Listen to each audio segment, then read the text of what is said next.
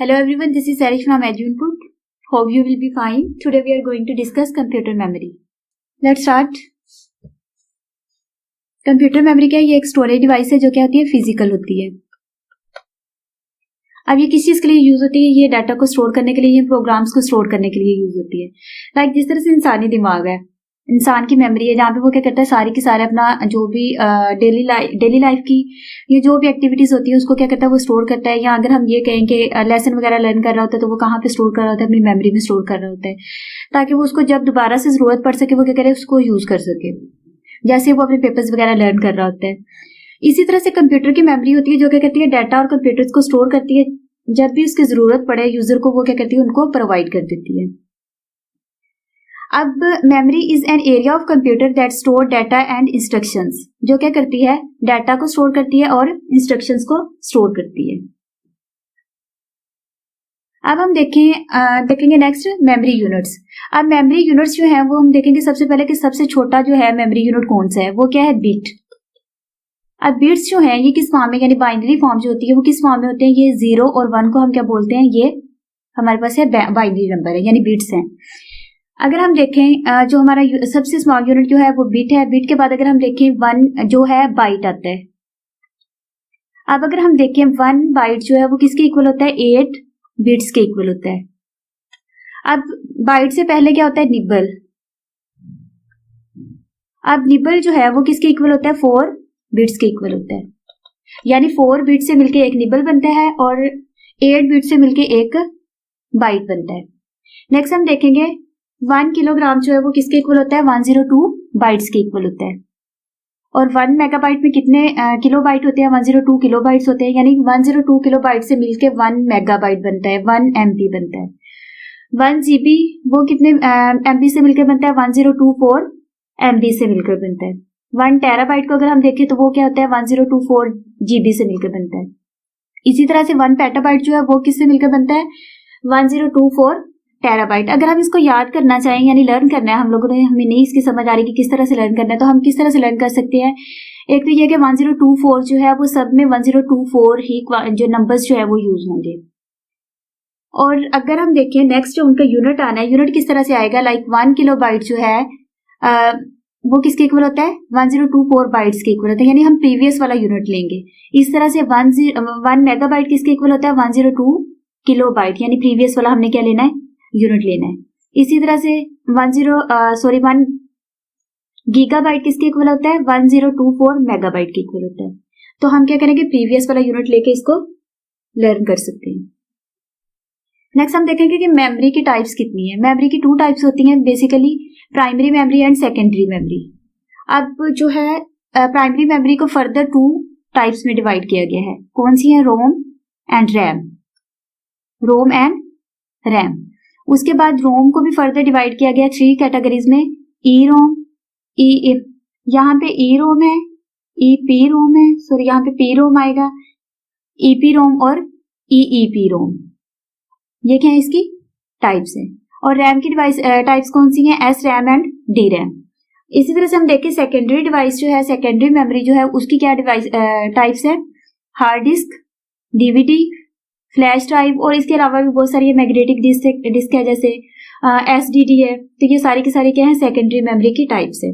अब अगर हम बेसिकली देखें प्राइमरी मेमोरी और सेकेंडरी मेमोरी में डिफरेंस क्या है. प्राइमरी मेमोरी क्या होती है, वो टेम्परेरी होती है, जबकि सेकेंडरी मेमोरी क्या होती है, परमानेंट होती है. यानी इसमें डाटा जो स्टोर होता है वो परमानेंटली स्टोर होता है. अब हम यहाँ पे देखेंगे प्राइमरी मेमोरी. प्राइमरी मेमोरी में बस क्या है, इसमें डाटा जो है वो, इसको हम मेन मेमोरी भी कहते हैं. उसके बाद इसमें जो डाटा स्टोर होता है उसको जो प्रोसेसर है डायरेक्टली एक्सेस करता है. डायरेक्टली एक्सेस करता है कहां से, यानी जो भी प्रोसेसर वो डायरेक्टली, अगर डाटा एक्सेस करना है वो डायरेक्टली कहां पे क्या कर रहा होता है, कम्युनिकेट कर रहा होता है विद सीपीयू.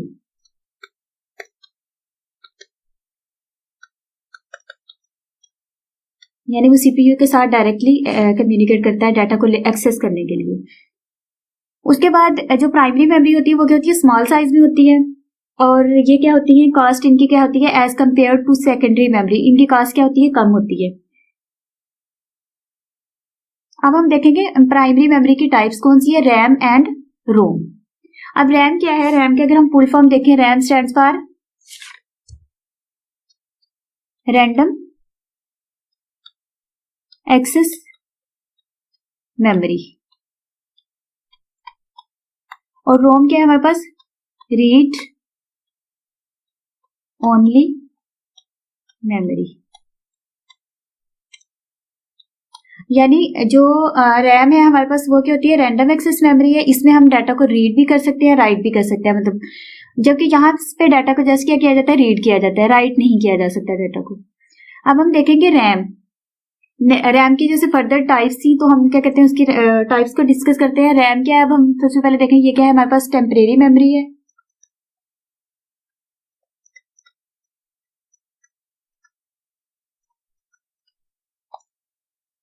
अब ये हमारे पास क्या होती है, वोलेटाइल होती है। यानी अगर हम कोई भी काम कर रहे हैं तो हम लोग लाइक अभी मैं जैसे लेक्चर ये डिलीवर कर रही हूँ, अगर मैं एग्जांपल लूँ तो मैं यहाँ पे जो भी वर्किंग कर रही हूँ ये वर्किंग मेरी हो रही है रैम में। जैसे ही इसकी पावर सप्लाई को बंद किया जाएगा, कंप्यूटर बंद हो जाता है, शट डाउन हो जाता है, तो वो क्या होगा, सारे का सारा डाटा लॉस होगा। अगर आप सिंपल इसके एग्जांपल है, आप कोई भी सॉन्ग सुन रहे हैं कंप्यूटर पे, जैसे ही आप क्या करेंगे, आपकी पावर बंद हो जाती है, कंप्यूटर बंद होता है, तो आप जो सॉन्ग सुन रहे हैं वो आप दोबारा से कंप्यूटर को ऑन करेंगे तो वहां से प्ले नहीं होगा, आपको यानी शुरू से प्ले करना पड़ेगा, वो वाला डाटा आपका लॉस हो जाएगा। यानी जो भी रन टाइम पे वर्किंग हो रही होती है, करंटली जो वर्किंग हो रही होती है वो कहाँ पे हो रही होती है, रैम में हो रही होती है।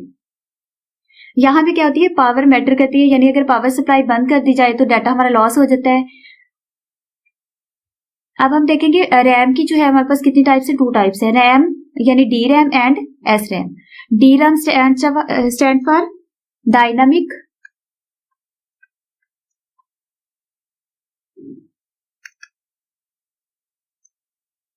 रैंडम एक्सेस मेमोरी,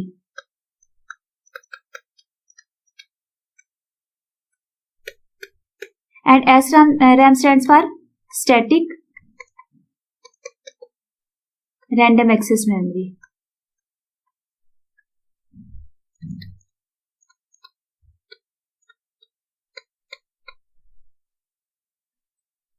अब हम सिंपली क्या देखेंगे, एस रैम और डी रैम में क्या डिफरेंस है। सबसे पहले हम देखते हैं डी रैम में। अब जो डी रैम है हमारे पास, यहाँ पे क्या होता है, करंट जो होता है वो कंटिन्यूसली क्या करता है, कांस्टेंट फ्लो नहीं करता। लाइक इसमें ट्रांजिस्टर्स जो होते हैं इसके साथ क्या होते हैं, कैपेसिटर्स लगे होते हैं।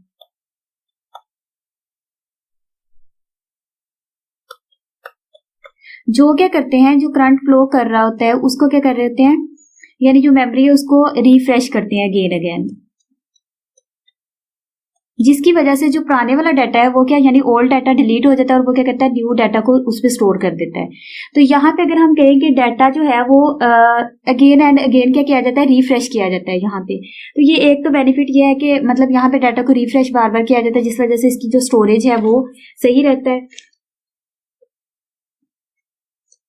अब अगर हम सेकेंडली ये देखें, एस रैम और डी रैम को कंपैरेटिवली देखें तो ये क्या होते हैं, ये कम एक्सपेंसिव होते हैं, यानी ये क्या है, लीस्ट एक्सपेंसिव है। उसके अलावा ये क्या होते हैं, स्लो होते हैं as compared to S RAM. अब अगर हम एस रैम में देखें, स्टैटिक रैंडम एक्सेस मेमोरी है, यहाँ पे करंट जो है वो क्या होता है, कंटिन्यूसली फ्लो कर रहा होता है, यानी कांस्टेंट होता है इसमें करंट। यहाँ पे क्या होते हैं, सीरीज ऑफ ट्रांजिस्टर्स होते हैं जो क्या करते हैं, डाटा को स्टोर करते हैं। अब अगर हम एस रैम में देखें, यहाँ पे ये है कि अगर तो इसको सप्लाई की जा रही है, पावर सप्लाई की जा रही है, तो ये इसमें डाटा स्टोर रहेगा। अगर सप्लाई बंद कर दी जाती है तो ये क्या होता है, डाटा इसमें स्टोर नहीं होगा, वो डाटा इसका क्या हो जाएगा, डिलीट हो जाएगा। अब बेसिकली इधर डिफरेंस क्या है, अगर इलेक्ट्रिसिटी इसको प्रोवाइड की जा रही है उस टाइम में, जितनी देर में ये इसको इलेक्ट्रिसिटी प्रोवाइड की जा रही है, इसका डाटा चेंज नहीं होता, यानी जो जीरो की फॉर्म में जीरो में रहेगा, वन है वन में रहेगा, इसका डाटा चेंज नहीं होता। जबकि डी रैम में यही डिफरेंस है, डी रैम में क्या होता है, विद टाइम ये क्या होता है, डाटा चेंज रिफ्रेश होता रहता है, जिसकी वजह से ओल्ड डाटा डिलीट होकर न्यू आता रहता है। तो ये बेसिकली इसका डिफरेंस ये है। अब ये क्या है, ये लीस्ट एक्सपेंसिव थे डी रैम, और ये क्या है, इनकी निस्बत क्या है, मोर एक्सपेंसिव है।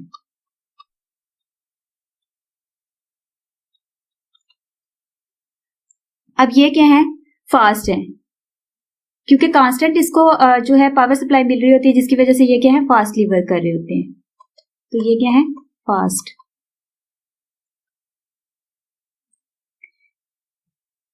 नेक्स्ट हम देखेंगे रोम।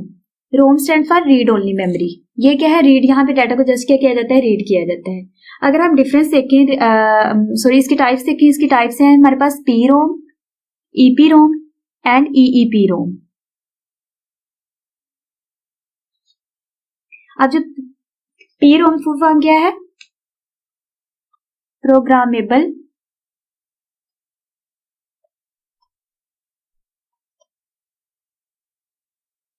Read only memory.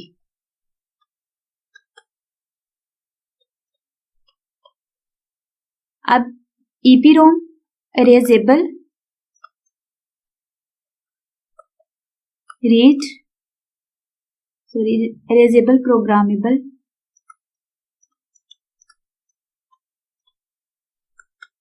Read only memory.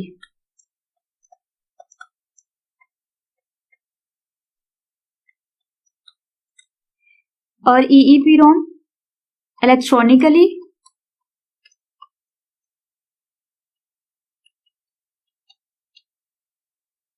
Programmable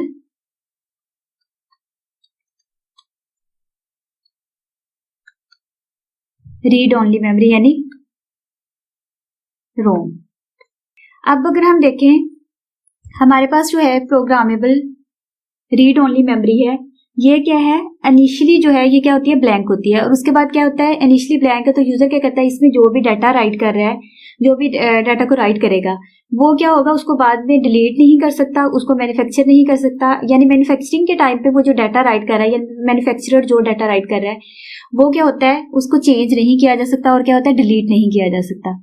अब डाटा इसमें क्या होता है, जस्ट एक दफा लिखा जाता है, यानी वंस टाइम क्या होता है, डाटा लिखा जा सकता है और डाटा को डिलीट और रिमूव नहीं किया जा सकता। जो डाटा यूजर क्या करेगा, इसमें राइट किया करेगा। अब इसमें क्या है कि जो भी डाटा वो राइट करेगा वो क्या करेगा, उसके लिए इलेक्ट्रॉनिक मशीन्स यूज करते हैं। डाटा को स्टोर करने के लिए, कोई भी इंफॉर्मेशन को स्टोर करने के लिए वो क्या करता है, इलेक्ट्रॉनिकल मशीन यूज करता है। अब यहाँ पे अरेजेबल है, अगर हम देखें ये प्रोग्रामेबल रीड ओनली मेमोरी है, तो यहाँ पे अरेजेबल लिखा हुआ है, यानी इसमें जो भी डाटा राइट होगा उसको हम क्या कर सकते हैं, अरेज कर सकते हैं। जो भी डाटा यूजर राइट करेगा उसको क्या कर सकते हैं, वो अरेज कर सकते हैं। जब उसे जरूरत पड़ेगी वो क्या कर सकते हैं, उसको रिमूव कर सकते हैं। इसी तरह से अगर हम देखें ईईपी रोम में क्या होता है कि यहाँ पे डाटा जो है वो मल्टीपल टाइम में क्या करता है,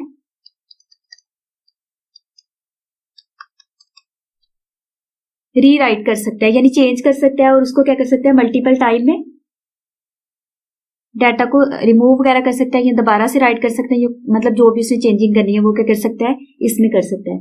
अगर आप सिंपली देखें रैम और रोम में, हम अगर डिफरेंस देखें रैम और रोम में डिफरेंस क्या है, और रोम। अब ये हमारे पास क्या है, रैम क्या है हमारे पास, टेम्परेरी मेमोरी है, और ये हमारे पास क्या है, परमानेंट मेमोरी है। उसके बाद अगर हम देखें यहाँ पे जो रैम है, यहाँ पे हम क्या कर सकते हैं, डाटा को रीड भी कर सकते हैं और राइट भी कर सकते हैं, जबकि यहाँ पे हम जस्ट डाटा को क्या कर सकते हैं, रीड कर सकते हैं। थर्ड अगर हम इसमें देखें, इसमें क्या होता है कि जो भी इंस्ट्रक्शंस राइट की जाती हैं वो क्या होती हैं, at the time of execution होती हैं, जबकि यहाँ पे क्या होती हैं, at the time of manufacture होती हैं। ठीक है, जब मैन्युफैक्चर किया जाता है उस टाइम पे क्या होता है, डाटा जहाँ इंस्ट्रक्शंस को क्या किया जाता है, राइट किया जाता है। नेक्स्ट वीडियो में हम सेकेंडरी मेमोरी को देखेंगे। उम्मीद है कि आप लोगों को प्राइमरी मेमोरी की समझ आ गई होगी। अगर आपका इससे रेलेवेंट कोई भी क्वेश्चन है तो आप कमेंट सेक्शन में पूछ सकते हैं। Good bye.